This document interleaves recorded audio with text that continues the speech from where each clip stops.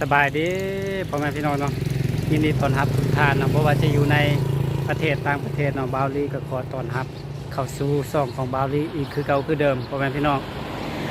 ทุกกะโดนเติบเนาะที่บาวลีบ่ได้ลงคลิปให้พ่อแม่พี่น้องได้รับชมน้ำกันนะก็นี่ละทางหลังก็มีลุงตุงนั่งพ่อแม่พี่น้องเอ้ยพอดีมื้อนี้หั่นบาวลีก็มาที่ตัวแพงเนาะแพงบ่อแก้วเนี่ยมันเป็นเมืองห้วยทรายเนาะก็คือมาเฮ็ดเวียกนี่แหละมาเวียกจนตัวเนาะแต่ว่าทางบ้านโทรมาเนาะว่าพ่อของบาวลี่นะมันอาการบ่ค่อยดีขึ้นนะก็เลยว่าจะระวังพาที่พรข้ามไปทางฝั่งประเทศไทยเบิ่งลองไปรักษาอยู่ทางนั้นเบิ่งเนาะก็ก่อนหน้านี้ประมาณ4-5 มื้อเนาะบาวลี่กับพาพรไปกวดอยู่หลายๆคลินิกเนาะอยู่ตามเมืองของบาวลี่นะพอบ่สบายนะพ่อแม่พี่น้องพอของบาวลี่บ่สบายได้อาทิตย์2 อาทิตย์แล้วเนาะก็คือที่แรกกันเป็นไข้พ่อแม่พี่น้องเป็นไข้แล้วบาวลี่กับพาไปคลินิกตามเมืองกันแหละใส่ยุกใส่ยากับบ่ดีพ่อแม่พี่น้องเนาะบ่ดีจักเทื่อก็ได้3-4 มื้อผ่านไป5 มื้อผ่านไปมื้อวานนี้เนาะทางอ้ายของบาวลี่ก็ได้พาพ่อมากวดอยู่คลินิกอยู่ตกแขวงนี้เนาะก็เป็นคลินิกที่ว่าใหญ่พอสมควรแหละให้เพิ่นกวดให้เพิ่นเอ็กโกเบิ่งนะก็ทางหมอเพิ่นก็เอ็กโกออกมาก็คือเป็นหลายอันพ่อแม่พี่น้องตับอ่อนเพลียมาไขหลังสดโทรมแล้วก็ปอดอักเสบเนาะหลายสิ่งหลายอย่างพ่อแม่พี่น้องก็หลังจากที่กวดรักษาเรียบร้อยแล้วก็อ้ายก็พาพรกลับบ้านเนาะแต่ว่ามื้อนี้บาวลี่ก็อยู่ที่ตกแขงนี้แต่ว่าตอนนี้ก็จักโมงแล้วพ่อแม่พี่น้องทางบ้านโทรมาเนาะ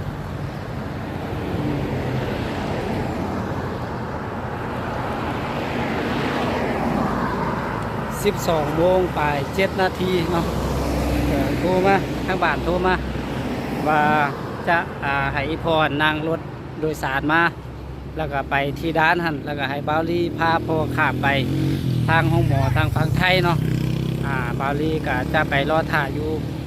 ที่ด้านมิตรภาพเนาะลองพาเพิ่นไปเบิ่งเพิ่นแบบกินข้าวบ่แซ่บหายใจบ่อิ่มนะพ่อแม่พี่น้องแต่ว่าไข่ก็บ่มีแล้วเนาะ2-3 มื้อนะแต่ว่าเพิ่นกินข้าวบ่อิ่มบ่แม่นกินข้าวบ่ได้หายใจบ่อิ่มนะหายใจบ่ทั่วท้องเนาะก็เนาะบ่ฮู้ว่าจะเป็นแนวใดพ่อแม่พี่น้องก็ลองไปหาทางหมอฝั่งไทยเบิ่งเนาะตอนนี้ก็บาวลี่กับยางกำลังซอกรถจะไปด้านเนาะรถหน่อยนะแต่ยังบ่เห็นรถกายมาเทื่อเนาะต้องได้ลัดรถแบบนี้เนาะรถกายมาก็กวักเอาแต่ยังบ่เห็นเทื่อส่วนว่าพอของบาวลี่ก็เดินทางจากบ้านมาพี่ก็ใส่เวลาอยู่2 ชั่วโมงเนาะขี่รถน้ำเพลินมาเป็นรถโดยสาร2 ชั่วโมงน่าจะฮอดประมาณ2 โมงพุ่นเนาะเราจึงจะข้ามไปทางฝั่งเชียงคองหลังจากนั้นก็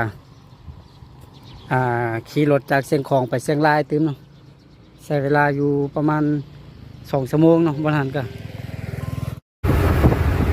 เดี๋ยวนี้ก็บาวลี่ก็ได้รถเป็นที่เรียบร้อยเนาะซ้ำกับเมารถใช่พี่น้องทุกมีคนขี่น้ำมีแต่คนเดียวนะ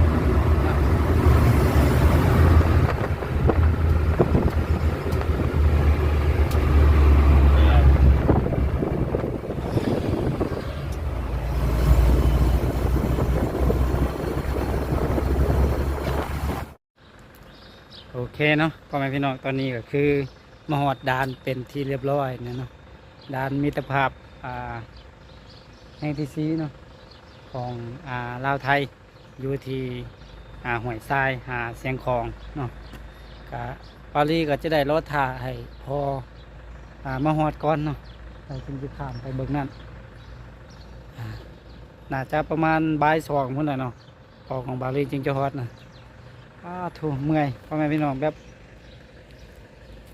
หักสายพอแบบอยู่ในเมืองนะแบบไปเกือบทุกคลินิกเลย อยู่ในเมืองผาอุดมเมืองของบาลีอยู่นะแบบอีพอเล่ากับแบบบ่แท้บ่ว่าเล่ากับบ่อันนั้นนะแบบเล่ากินยาเก่งนะถ้าว่าเจ็บหน่อยหนึงเล่าก็กินยุกกินยาใส่ก็ดีนะแต่ชุดนี้คือว่าแบบกินอะไรก็บ่ดีแล้วก็ไปซักยาซักหยังก็บ่ดีเนาะเมื่อวานนี้ก็มาคลินิกยุคแขกนี่คิดว่าตอนมาใช้ยุกใช้ยากับพ่อไข้เนาะแต่ว่าหลังจากน้ำยาเมื่อรีดวอดแล้วก็แบบเจ็บคือเก่าแบบเจ็บกับมันเจ็บแบบหายใจบ่อิ่มแล้วก็เมื่อยอะนะก็โอเคพ่อแม่พี่น้องตอนนี้ก็พาอีพอเนาะขับมาหอดทางฝั่งเสียงของเป็นทีเรียบร้อยเนาะนี่พอก็อยู่ทางหลังกันเนาะเพิ่นเมื่อยเพิ่นก็จอยเขาได้เนาะมันบ่กินข้าวอ่ะเนาะบ่เห็น2 มื้อจอยขนาดเลยกินข้าวบ่แซ่บเขาว่าแซ่บนี่มันเมื่อยบ่เป็นไข้เลยแล้วก็ไข่ก็พ้นแล้วไข่แล้วสมไข่แล้ว ก็ยังเมื่อยแล้วก็กินข้าวบ่แซ่บ การไข่คือยังไม่มันนั่นแหละจึงเจ็บหัวเลยนี่ ยังเป็นไข้หน่อยหนึงแล้วก็เจ็บหัวพร้อมตอนนี้ก็เขากำลังขึ้นรถเนาะจะออกไปคนละเชียงรายตอนนี้อยู่เชียงของก็โทรหาไอ้ลุงเพิ่นมารับเนาะที่แล้วเขาก็ไปน้ำเพิ่นนั่นน่ะ ไอ้ลุงกาเนาะอันนี้เป็นเส้นทางเข้าไปหาเชียงรายเนาะไอ้เนาะ ครับนะครับ ใช้เวลาอยู่ ประมาณชั่วโมงปลายนะครับ ชั่วโมงปลายเนาะ ช่วงเขาจังไห้มันจะติดไฟแดงมันจะนั่นหน่อยจ้าหน่อยนะครับ ก็นี่แหละเส้นทางเพิ่นจะคักเนาะก็เอาให้พอไปปัวนะขันเฮาเที่ยวไปเกือบทุกวันเลยไอ้น้องพาไปคลินิกอยู่เมืองนั่นน่ะก็บ่ดีมาคลินิกอยู่แขวงก็บ่ดีมื้อนี้ลองเอาเข้าไปทางคลินิกทางฝั่งไทยเบิ่ง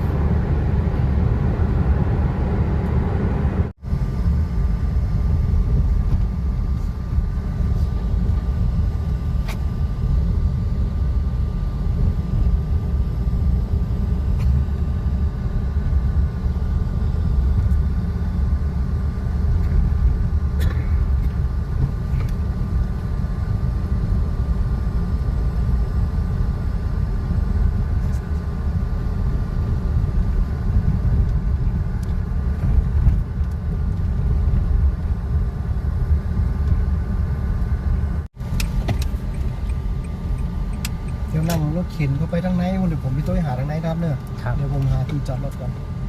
อาจจะไปตึกไหนก็ได้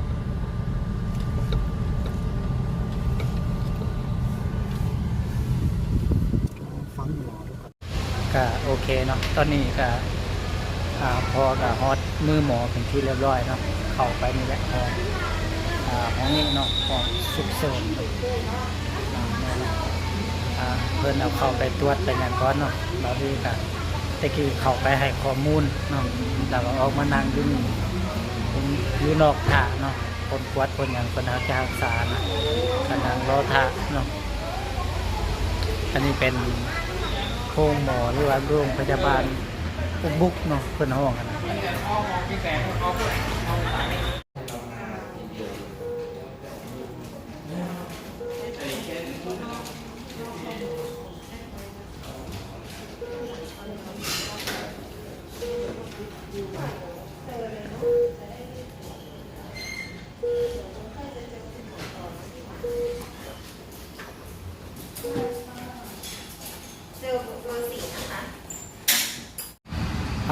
โทษมาพี่น้องเนาะตอนนี้ก็หมอเพิ่นก็กำลังรักษาเนาะของบาวอยู่แล้วมาที่นี่พ่อแม่พี่น้องนี่อันนี้เป็นโรงพยาบาลโอเวอร์บุ๊กเนาะคุณเนาะอาคารเพิ่นเนาะกะรวดเร็วทันใจเนาะเพิ่นกับบริการดีเนาะพ่อแม่พี่น้องแต่ว่าค่าใช้จ่ายก็หนักสมควร มื้อนี้บ่าวนอนอยู่ที่พ่อแม่พี่น้องนอนอยู่ห้องหมอเลยเพราะว่าหมอเพิ่นมาเฮามาไกลแด้นะ เพิ่นก็อยากให้รักษาแบบดีๆเลยนะได้ตรวจละเอียดนะเนาะตะกี้บาลีก็ไปวางเงินล่วงหน้าเนาะเป็นค่ารักษาแล้วก็ที่นอนโอ้ที่นอนพ่อแม่พี่น้องนอนห้องรวม4 เตียงเนาะ1,000 กว่าบาทเนาะถ้าห้องเดียวก็คือ 2,000ก็ถือว่าสมควรอันนี้บาลีได้วางเงินไปก่อน 10,000 บาทเนาะเป็นค่ารักษาอย่างน้อยแต่ว่าตอนนี้หมอเพิ่นก็ไปกวดเนาะกวดเลือดแล้วก็ไปอันตราซาวด์เนาะจึงจะได้ข้อสรุปเนาะแล้วเพิ่นจึงจะได้วางยารักษานะตอนนี้ก็เป็นเวลาแรงๆแล้วตอนนี้จักโมงแล้วเบิ่งบาลีเบิ่งตอนนี้5 โมงเนาะ5 โมงแรง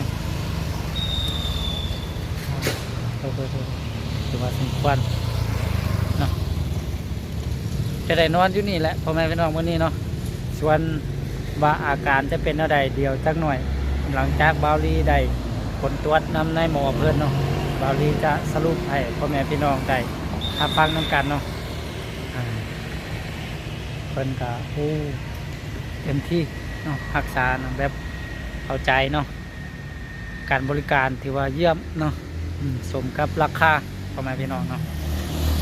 มาแป๊บเดียว10,000 กว่าบาทแล้ว ถือว่าสมควรเนาะพ่อแม่พี่น้องก็ไปลุ้นไปชมน้ำกันว่าอาการจะเป็นอะไรเนาะอันนี้เป็นวิวรอบๆเนาะก็ถือว่าบรรยากาศดีขนาดพ่อแม่พี่น้องเนาะทางหน้าเนาะนี่แหละ